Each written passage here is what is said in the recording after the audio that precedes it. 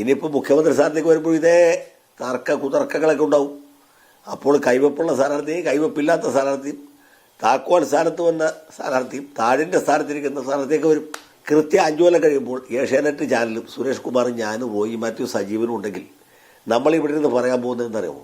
ഈ പിണറായി വിജയൻ്റെ ഭരണം എത്ര നല്ലതായിരുന്നു.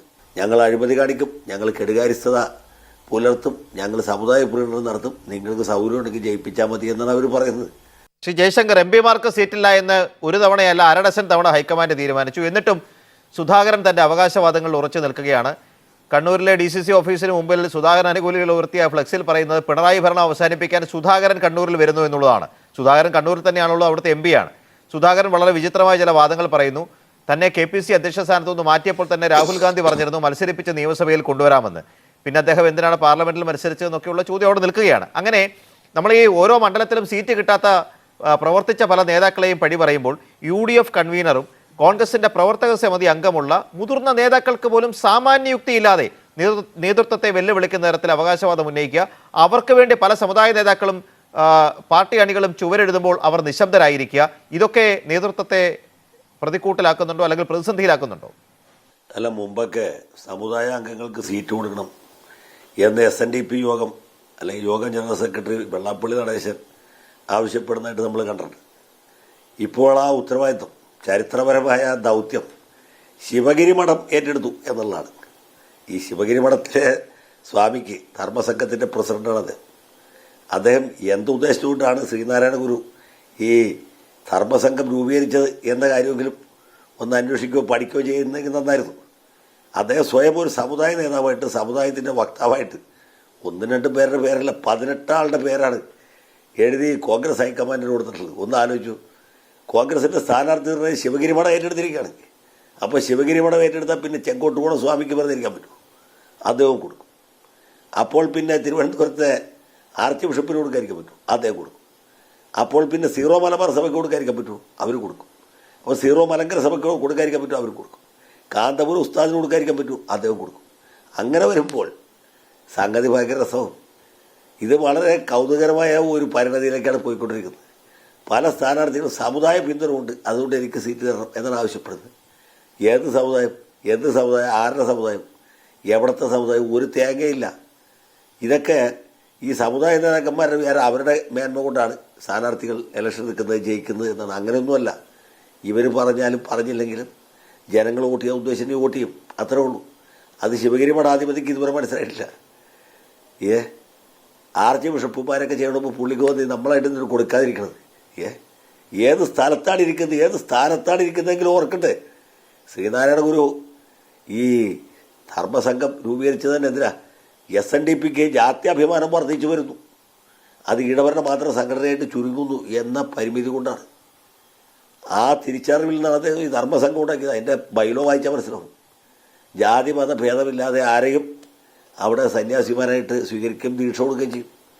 SNDP അല്ലെങ്കിൽ ഈ ശ്രീനാരായണ ധർമ്മസംഘത്തിൽ തന്നെ ഈഴവരല്ലാത്ത സന്യാസിമാർ എത്ര പേരുണ്ട്? അതെങ്കിലും ഈ സ്വാമി ആലോചിക്കണ്ടേ. അപ്പോൾ ഈ നിലയിലേക്ക് കാര്യങ്ങളെത്തി. ഓരോരുത്തരും വാളെടുത്തവരൊക്കെ വിളിച്ചപ്പെടുകയാണ്. അല്ല, പറയാതിരിക്കാൻ കഴിയില്ല ശ്രീ ജയശങ്കർ. ഇപ്പോൾ പ്രതിപക്ഷ നേതാവ് VD സതീശനോട് കഴിഞ്ഞ ദിവസം ചോദിച്ചു NSSന്റെ SNDPയുടെ നിലപാട്. അദ്ദേഹം പറഞ്ഞു അവർക്ക് UDFനോടും കോൺഗ്രസിനോടും എതിർപ്പില്ല, എന്നോടാണ്, എനിക്കതിനൊന്നും ചെയ്യാനുമില്ല എന്ന്. അത് അദ്ദേഹത്തിൻ്റെ നിലപാടാണ്. പക്ഷേ അങ്ങനെ ഒരു നിലപാട് UDFന്റെ ചെയർമാനും പ്രതിപക്ഷ നേതാവും എടുക്കുമ്പോൾ അദ്ദേഹത്തിൻ്റെ നിലപാട് കൊണ്ട് ഈ സമുദായ നേതൃത്വങ്ങൾക്കുണ്ടാകുന്ന അലോസരം, അസംതൃപ്തി നമ്മുടെ മുന്നണിയുടെ വിജയസാധ്യതയെ ബാധിക്കുമെന്ന് പറഞ്ഞ് അദ്ദേഹത്തെ കുത്തിമലർത്താൻ ശ്രമിക്കുന്നവരാണ് ഇടവും വലവും നിൽക്കുന്ന പലരും. അതിലൊരു സംശയമില്ല. ഈ VD സതീശനെ കുറിച്ച് പണ്ട് പോലുള്ള ഒരു പരാതി എന്താ വെച്ചാൽ ഇദ്ദേഹത്തിന് പെരുന്നയിൽ ഒരു സീറ്റില്ല എന്നുള്ളതാണ്. ഇപ്പോൾ ഉമ്മൻചാണ്ടിയുടെ മന്ത്രിസഭ രൂപീകരിക്കുന്ന സമയത്ത് VS ശിവകുമാർ എങ്ങനെ മന്ത്രിയായത്, VD സതീശൻ എന്തുകൊണ്ട് മന്ത്രി ആവാതിരുന്നു എന്ന ചോദ്യത്തിൻ്റെ ഉത്തരവ് ഇതാണ്. ശിവകുമാറിന് പെരുന്നയുടെ, അതായത് NSS ജനറൽ സെക്രട്ടറിയുടെ പിന്തുണയുണ്ട്, സതീശന് പിന്തുണയില്ല. അപ്പോൾ രണ്ടുപേരും ഒരു സമുദായക്കാരായിട്ട് കാര്യമില്ല. NSS ജനറൽ സെക്രട്ടറി കൈവപ്പ് ഉള്ള സ്ഥാനാർത്ഥി അല്ലെങ്കിൽ മന്ത്രി പദമോഹി ശിവകുമാർ, അതുകൊണ്ട് ശിവകുമാർ മന്ത്രി. കൈവപ്പില്ലാത്തതുകൊണ്ട് സതീശൻ അനാഥപ്രേതമായിട്ട് പോയി. ഇതാണ് സംഭവിക്കുന്നത്. ഇനിയിപ്പോൾ മുഖ്യമന്ത്രി സ്ഥാനത്തേക്ക് വരുമ്പോൾ ഇതേ കുതർക്കങ്ങളൊക്കെ ഉണ്ടാവും. അപ്പോൾ കൈവപ്പുള്ള സ്ഥാനാർത്ഥിയും കൈവപ്പില്ലാത്ത സ്ഥാനാർത്ഥിയും താക്കോൽ സ്ഥാനത്ത് വന്ന സ്ഥാനാർത്ഥിയും താഴിൻ്റെ സ്ഥാനത്തിരിക്കുന്ന സ്ഥാനത്തേക്ക് വരും. അങ്ങനെ പല തമാശകളും നടക്കാൻ പോലും ഇവിടെ. ഇതിവിടെ കൊണ്ടൊന്നും തീരില്ല. ഇത് ഒരു തൃശ്ശൂർ പൂരത്തിൻ്റെ സാമ്പിൾ വെടിക്കെട്ടാണ്. തെരഞ്ഞെടുപ്പ് കഴിഞ്ഞിട്ടാണ് ശരിക്കുള്ള പോട്ടലുണ്ടാകാൻ പോകുന്നത്. അപ്പോൾ നമ്മളിതൊക്കെ കണ്ട് ഇനി ചർച്ച ചെയ്യും. സുരേഷ്, ഞാൻ ഒരു കാര്യം ഉറപ്പിച്ചു പറയാം, റോയി മാത്യു എന്നോട് വിയോജിക്കയില്ലെന്നാണ് ഞാൻ വിചാരിക്കുന്നത്. കാരണം കൃത്യം 5 കൊല്ലം കഴിയുമ്പോൾ ഏഷ്യാനെറ്റ് ചാനലും സുരേഷ് കുമാറും ഞാനും റോയി മാത്യു സജീവനും ഉണ്ടെങ്കിൽ നമ്മളിവിടെ നിന്ന് പറയാൻ പോകുന്നത് എന്താണെന്നറിയാമോ? ഈ പിണറായി വിജയൻ്റെ ഭരണം എത്ര നല്ലതായിരുന്നു, എത്ര അതിന് മനോഹരമായ ഭരണമായിരുന്നു. കാര്യം അയാളുടെ ധാർഷ്ട്യം കുറച്ച് കൂടുതലായിരുന്നെങ്കിൽ പോലും ഇതൊക്കെ വെച്ച് നോക്കുമ്പോൾ എത്ര ഭേദമായിരുന്നു എന്ന് പറയുന്ന അവസ്ഥ വരും. എനിക്ക് ആ ഒരു സംശയമില്ല. 2029 മുന്നേ ഒരു 6 മാസം മുമ്പ് തിരിച്ച് ലാൻഡ് ചെയ്യണോ ഇപ്പം ലാൻഡ് ചെയ്യണോ എന്നൊക്കെ ആലോചിക്കുന്ന പലരുടെയും കണക്കൂട്ടലുകൾ 91 മുതൽ 2001 മുതലുള്ള പല UDF ഭരണത്തിൻ്റെയും ശ്രീ ജയശങ്കർ പറഞ്ഞ പോലെ ഭൂതകാല ചരിത്രം കൂടി ആലോചിച്ചിട്ടാണ്. അഡ്വക്കേറ്റ് ജയശങ്കർ, ഏറ്റവും പുതിയ വിവരം കെ സുധാകരൻ നാളെ മാധ്യമങ്ങളെ കാണുമെന്നാണ്. അദ്ദേഹം നാളെ വാർത്താ സമ്മേളനം വിളിച്ചിരിക്കുകയാണ്. അപ്പോൾ അദ്ദേഹം നിലപാട് വ്യക്തമാക്കുന്നു. ഒരുപക്ഷേ ഹൈക്കമാൻഡിൻ്റെ അനുനയത്തിന് വഴങ്ങിയതുകൊണ്ടായിരിക്കും. ശ്രീ ജയശങ്കർ നേരത്തെ സൂചിപ്പിച്ചതുപോലെ ഈ 55 സീറ്റ് ഈ സമയത്ത് വരികയും ഏതാണ്ട് മണിക്കൂറുകൾ വലിയ പ്രശ്നങ്ങൾ ഉണ്ടാകാതിരിക്കുകയും ചെയ്യുന്നത് പല കോൺഗ്രസ് നേതാക്കൾക്കും ആശ്വാസകരമായിരിക്കും. 2001 നമുക്കറിയാം, ആറന്മുളയിലും വടക്കേക്കരയിലും പേരാവൂരുമൊക്കെ പോസ്റ്റ് ഒട്ടിച്ച് ചുവരെഴുതി പ്രചരണം നടത്തിയതിനു ശേഷം 3 സ്ഥാനാർത്ഥികളെ മാറ്റി. അന്ന് കഴക്കൂട്ടം കൂടി നോക്കിയാൽ 100 സീറ്റ് 63 സീറ്റ് എന്ന് കോൺഗ്രസിന് ലഭിച്ച തെരഞ്ഞെടുപ്പാണ്. അപ്പോൾ രാഷ്ട്രീയ കാലാവസ്ഥ അനുകൂലമാണെങ്കിൽ വലിയ തർക്കങ്ങളില്ലാതിരുന്നാൽ കോൺഗ്രസിന് തിരിച്ചു വരാം. പയ്യന്നൂരും തളിപ്പറമ്പും അമ്പലപ്പുഴയും അടക്കമുള്ള പാർട്ടി കോട്ടകളിൽ നടക്കുന്ന ഈ ഇളക്കവും പാർട്ടിയുടെ അടിത്തറ പലയിടത്തും കുലുങ്ങുന്ന തരത്തിലുള്ള CPM-ലെ അപജയവും ഗൗരവത്തോടെ തന്നെ കോൺഗ്രസിന്റെ നേതാക്കൾ കാണുന്നുണ്ടോ? ആ അനുകൂലമായ അന്തരീക്ഷം ഈ തർക്കങ്ങൾ നീട്ടി ഇല്ലാതാക്കുമോ കോൺഗ്രസ് നേതാക്കൾ?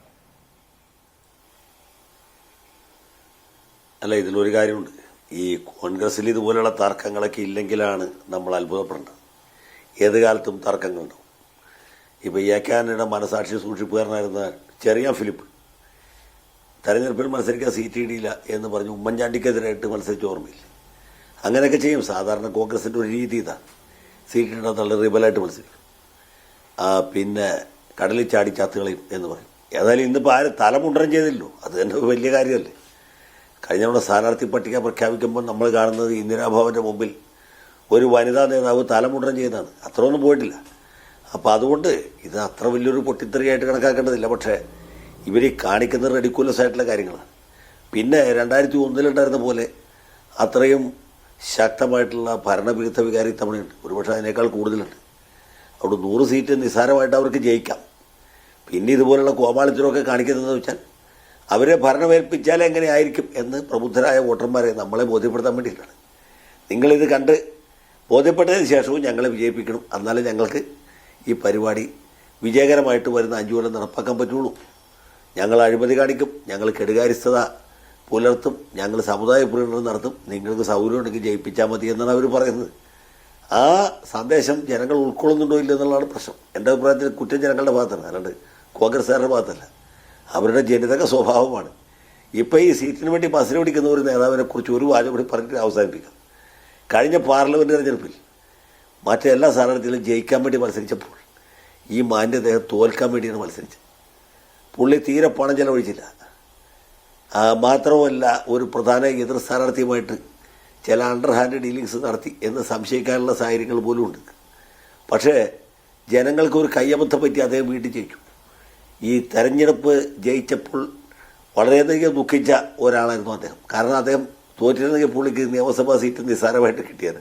ജയിച്ചതുകൊണ്ട് ഇപ്പോൾ ഇതുപോലെ പലവിധ കോമാളിത്തരങ്ങൾ നടത്തേണ്ട അവസ്ഥയിലെത്തിയിരിക്കുകയാണ്. ആളുടെ പേര് ഞാൻ പറയുന്നില്ല, ഇത് കേൾക്കുന്നവർക്ക് ഊഹിച്ചെടുക്കാൻ പറ്റും. ശ്രീ റോയി മാത്യു, പേര് പറഞ്ഞില്ലെങ്കിൽ ശ്രീ ജയശങ്കർ പറഞ്ഞതിൽ വളരെ ഗൗരവത്തോടുള്ള ചില സൂചനകളുണ്ട്. 2 പ്രധാനപ്പെട്ട കാര്യങ്ങളാണ് നമ്മളെ വല്ലാതെ ആശങ്കപ്പെടുന്നത്. ഇപ്പോൾ പല ആളുകളും സീറ്റിന് വേണ്ടി അവകാശവാദം ഉന്നയിക്കുന്നത് സീറ്റ് കിട്ടില്ല എന്നറിയാം. ഇനി സീറ്റ് കിട്ടിയില്ല, മത്സരിച്ച് അവിടുത്തെ സ്ഥാനാർത്ഥി അടക്കം ജയിച്ച് UDF അധികാരത്തിലെത്തിയാൽ ഇപ്പോഴേ ഒരു ക്ലെയിം ഉണ്ടാക്കി വെക്കുകയാണ്. അതായത് കോർപ്പറേഷൻ ബോർഡോ അല്ലെങ്കിൽ പാർട്ടി തരത്തിലോ പ്രധാനപ്പെട്ട, അതായത് സീറ്റ് തന്നില്ലെങ്കിൽ ഭരണത്തിലെത്തിയാലുള്ള ഒരു അക്കോമഡേഷൻ ഇപ്പോഴേ ചോദിച്ചു വാങ്ങേണ്ട. രണ്ടാമതൊരു കാര്യം, ഒരാൾ സീറ്റ് മോഹിച്ചിരുന്നു, മറ്റൊരു സ്ഥാനാർത്ഥിയാണ് അവിടെ വന്നത് എന്ന് തീരുമാനമായി കഴിഞ്ഞാൽ ആദ്യം തന്നെ ആ സ്ഥാനാർത്ഥിയെ ഡിസ്ക്രെഡിറ്റ് ചെയ്യാനും ആ സ്ഥാനാർത്ഥിയെ എങ്ങനെ പരാജയപ്പെടുത്താമെന്നും ആ സ്ഥാനാർത്ഥിയുടെ ദൗർബല്യങ്ങൾ എന്തൊക്കെയാണെന്നും 10 ഇടത്ത് എത്തിക്കുക. അതൊന്നുമില്ലെങ്കിൽ 10 പോസ്റ്റെങ്കിലും എത്തിക്കുക. അപ്പോൾ യഥാർത്ഥത്തിൽ കൂർ ആരോടാണ്? സ്വന്തം പ്രസ്ഥാനത്തോട്, ആ പ്രസ്ഥാനത്തിന് വേണ്ടി മത്സരിക്കാൻ വരുന്നവനോട് ഒരു കൂറോ മമതയോ ഉണ്ട് എന്നുണ്ടെങ്കിൽ ഇത്തരം പ്രവൃത്തികൾ ചെയ്യില്ലല്ലോ പലരും. ഇല്ല, ഇവർക്കാർക്കും ഞാനതാ പറഞ്ഞത്, ഇവർക്ക് ഈ പാർട്ടിയോടോ മുന്നണിയോടോ കൂറുണ്ടെങ്കിൽ ഇത്തരത്തിലൊന്നും പെരുമാറത്തില്ലല്ലോ. ഇപ്പോൾ ഞാൻ ഒറ്റ ഉദാഹരണം പറയാം. കേരളത്തിൽ ഈ കഴിഞ്ഞ 5 വർഷം ഈ പാർട്ടിയെ നയിക്കുകയും പ്രതിപക്ഷത്തിരുന്നുകൊണ്ട് വളരെ ശക്തമായ രീതിയിൽ ഒരു പാൻ കേരള അപ്പിയറൻസ് പോലും ഉണ്ടായിരുന്ന ആളായിരുന്നില്ല വി ഡി സതീശൻ. കഴിഞ്ഞ 5 വർഷം കൊണ്ട് ആ മനുഷ്യൻ ക്രിയേറ്റ് ചെയ്ത ഒരു സ്വീകാര്യത ഇല്ലേ, കേരളത്തിലെ ജനങ്ങളുടെ ഇടയിൽ സ്വീകാര്യത ഉണ്ടാക്കുകയും ഈ പാർട്ടിയെ ഒട്ടുമിക്ക തിരഞ്ഞെടുപ്പിൽ ജയിപ്പിക്കുകയും അകന്നു നിന്ന ന്യൂനപക്ഷങ്ങളെ യോജിപ്പിക്കുകയും ഒക്കെ ചെയ്ത ഗംഭീരമായ രീതിയിൽ പ്രവർത്തിക്കുകയൊക്കെ ചെയ്ത ഒരു പൊളിറ്റിക്കൽ ലീഡർ എന്നുള്ള നിലയിൽ ആ മച്യൂരിറ്റിയിലൊക്കെ അപ്പുറത്തേക്ക് വരികയും ഈ നോക്കിയാൽ മതി, ഈ സമീപകാലത്ത് വന്ന ഈ സോക്കോൾഡ് സർവേകളിലൊക്കെ തന്നെ വലിയ തോതിൽ പിന്തുണ നേടി നിൽക്കുന്ന ഒരു നേതാവിനെ ദുർബലപ്പെടുത്താനാണോ ഈ നടക്കുന്ന കളികളെന്ന് പോലും സംശയിക്കേണ്ടി വരും. ഞാൻ പറഞ്ഞത് കേരളത്തിൽ വളരെ സജീവമായ കേരളത്തിലെ രാഷ്ട്രീയം നോക്കിക്കാണുകയൊക്കെ ചെയ്ത ജയശങ്കറിനൊക്കെ അറിയാവുന്നൊരു കാര്യമാണ്. PT ചാക്കോയ്ക്ക് ശേഷം ഇത്രയും കരുത്തനായ ഒരു പ്രതിപക്ഷ നേതാവ് കേരളത്തിൽ ഉണ്ടായിട്ടില്ല.